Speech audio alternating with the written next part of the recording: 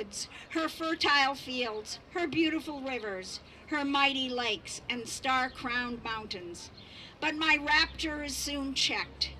My joy is soon turned to mourning when I remember that all is cursed with the infernal actions of slaveholding, robbery, and wrong, when I remember that with the waters of her noblest rivers the tears of my brethren are borne to the ocean, disregarded and forgotten, and that her most fertile of fields drink daily of the warm blood of my outraged sisters. I am filled with unutterable loathing. People, and here's some advice from him, people might not get all they work for in this world, but they must certainly work for all they get. The white man's happiness cannot be purchased by the black man's misery. Once you learn to read, you will be forever free. Power concedes nothing without a demand. It never did, and it never will. To suppress free speech is a double wrong. It violates the rights of the hearer as well as those of the speaker.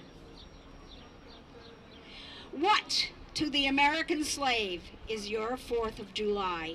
I answer, a day that reveals to him more than all other days in the year the gross injustice and cruelty to which he is the constant victim. To him your celebration is a sham, your boasted liberty an unholy license, your national greatness swelling vanity. Your sounds of rejoicing are empty and heartless, your denunciation of tyrants brass-fronted impudence, your shouts of liberty and equality hollow mockery, your prayers and hymns, your sermons and thanksgiving, with all your religious parade and solemnity, mere bombast, fraud, deception, impiety, and hypocrisy, a thin veil to cover up crimes which would disgrace a nation of savages. I would unite with anybody to do right, and with nobody to do wrong. Slaves are generally expected to sing as well as to work. It is not light that we need, but fire.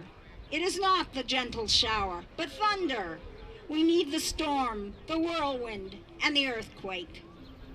The American people have this to learn, that where justice is denied, where poverty is enforced, where ignorance prevails, and where any one class is made to feel that society is an organized conspiracy to oppress, rob, and degrade them, neither person nor property is safe.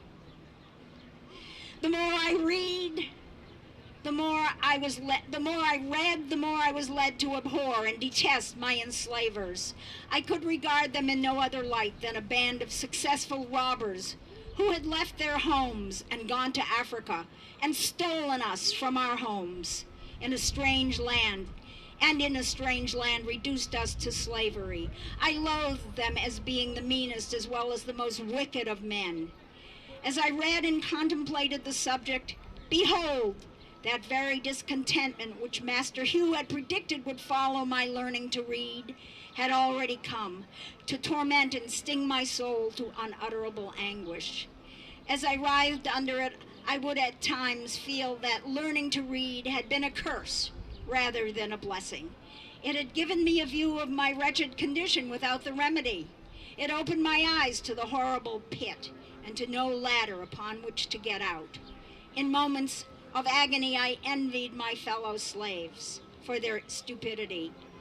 I have often wished myself a beast. I preferred the condition of the meanest reptile to my own. Anything, no matter what, to get rid of thinking. It was this everlasting thinking of my condition that tormented me. There was no getting rid of it. It was pressed upon me by every object within sight or hearing, animate or inanimate. The silver trump of freedom had roused my soul to eternal wakefulness. Freedom now appeared to disappear no more, forever. It was heard in every sound and seen in everything. It was ever present to torment me with a sense of my wretched condition. I saw nothing without seeing it. I heard nothing without hearing it, and felt nothing without feeling it. It looked from every star, it smiled in every calm, breathed in every wind, and moved in every storm. I'm continuing, these are the words of Frederick Douglass. Without struggle, there is no success. It is easier to build strong men than to repair broken ones. Slaves sing most when they are most unhappy. The songs of the slave represent the sorrows of his heart, and he is relieved by them only as an aching heart is relieved by its tears. Let me give you a word of the philosophy of reform. The whole history of the shows that all concessions yet made to her august claims have been born of earnest struggle. The conflict has been exciting, agitating, all-absorbing, and for the time being putting all other tumults to silence. It must do this, or it does nothing. If there is no struggle, there is no progress. Those who profess to favor freedom and yet depreciate agitation are people who want crops without plowing up the ground. They want rain without thunder and lightning. They want the ocean without the awful roar of its many waters. This struggle may be a moral one, or it may be a physical one, and it may be both moral and physical, but it must be a struggle. Power concedes nothing without a demand. It never did, and it never will. Find out just what any people will quietly submit to, and you have found out the exact measure of injustice and wrong which will be imposed upon them. And these will continue till they are resisted, with either words or blows, or with both. The limits of tyrants are prescribed by the endurance of those whom they oppress. In the light of these ideas, Negroes will be hunted at the North and held and flogged at the South, so long as they submit to those devilish outrages and make no resistance, either moral or physical. Men may not get all they pay for in this world, but they must certainly pay for all they get. If we ever get free from the oppressions and wrongs heaped upon us, we must pay for their removal. We must do this by labor, by suffering, by sacrifice, and if needs be, by our lives and the lives of others. I have observed this in my experience of slavery, that whenever my condition was improved, instead of its increasing my contentment, it only increased my desire to be free, and it set me to thinking of plans to gain my freedom.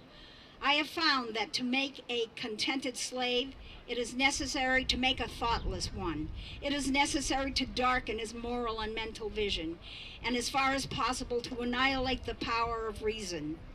He must be able to detect no inconsistencies in slavery. He must be made to feel that slavery is right, and he can be brought to that only when he ceases to be a man. No man can put a chain around the ankle of his fellow man without at last finding the other end fastened about his own neck. The marriage institution cannot exist among slaves, and 1/6 of the population of democratic America is denied its privileges by the law of the land.